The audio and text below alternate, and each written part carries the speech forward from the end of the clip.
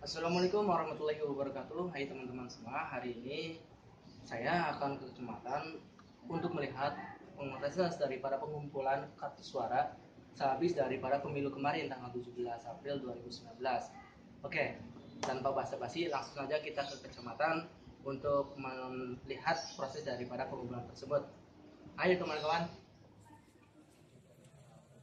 Ya teman-teman semua, sekarang kita sudah sampai di tempat pengumpulan kotak suara sehabis pencoblosan.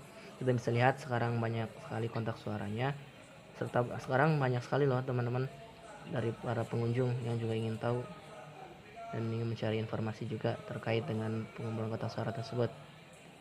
Kita bisa lihat di sini banyak orang, itu juga berjejer kotak-kotak suara ya. Ya, bisa dilihat. Ya, mungkin segitu saja ya teman-teman dari saya. Kurang lebihnya mohon maaf. Terima kasih. Wassalamualaikum warahmatullahi wabarakatuh.